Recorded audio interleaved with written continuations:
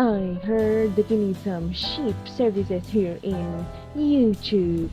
Fortunately for you, here I am. Powers are one of the well-known parts of each and every fantasy media.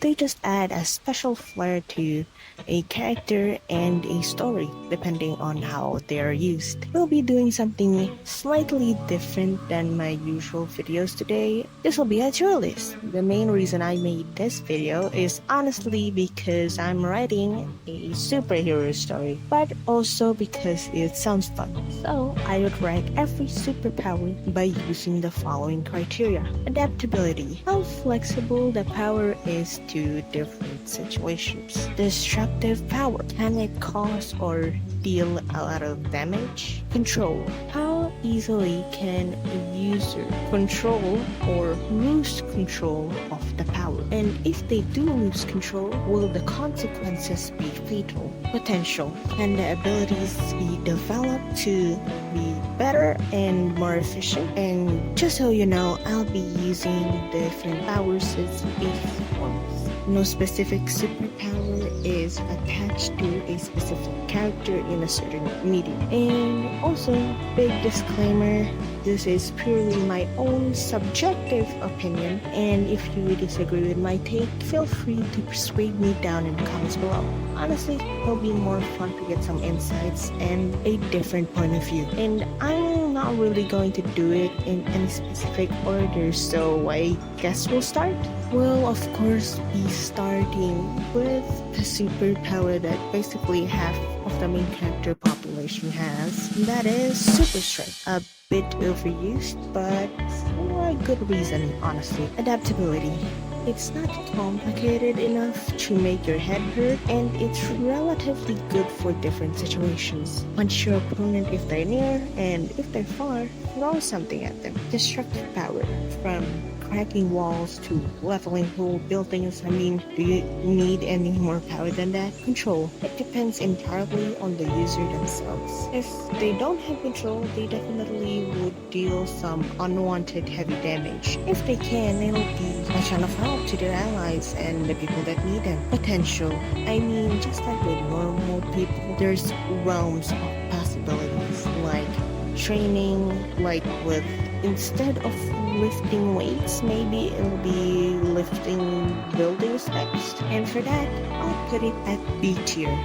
A solid tier, not too bad, but not really, A tier. Next, recognition. A great, seemingly unbeatable power. Adaptability. This basically just gives the user a chance to adapt even before their enemy even realizes. Destructive power. Well, the user themselves have a chance to deal some really good damage if they're strong, but the power on its own doesn't really rely on strength, more so the reaction of the user. Control. Some of you might be thinking that it doesn't matter if you can control the power or not, since it'll basically become an instinct at this point. But even if you don't rely on control of the recognition and just focus solely on the user's body, it'll be their biggest downfall.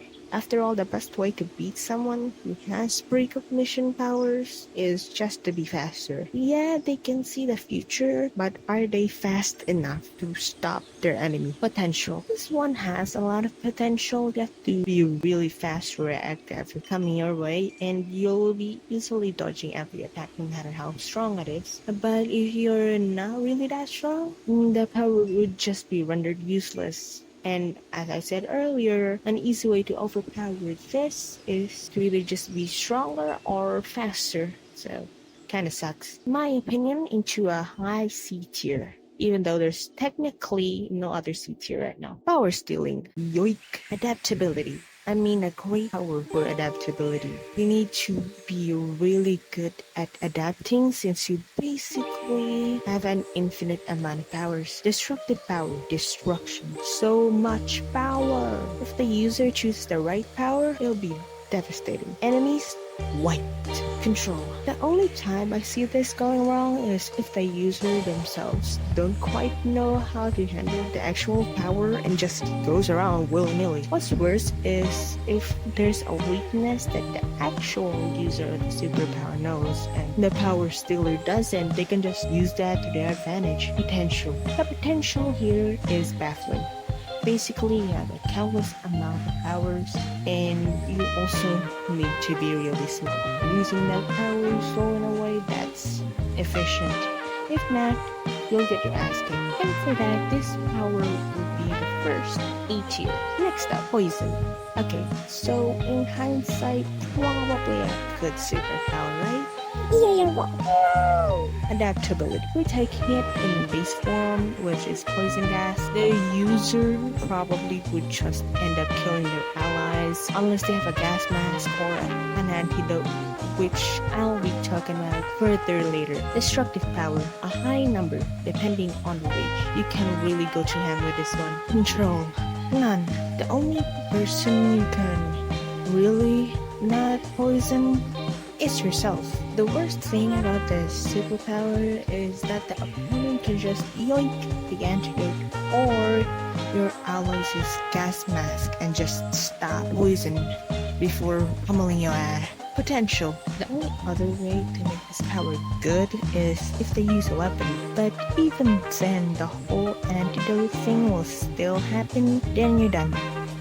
And if it's not poison gas, it's even worse. People can just slice their limbs off and the poison's gone. I may have some bad blood with poison because it's almost always used in every media to make the viewers feel like a main character is gonna die. But I have not seen a single main character actually die from it.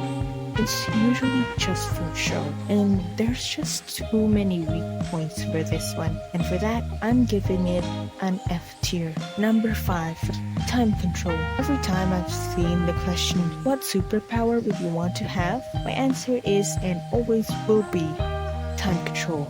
Adaptability.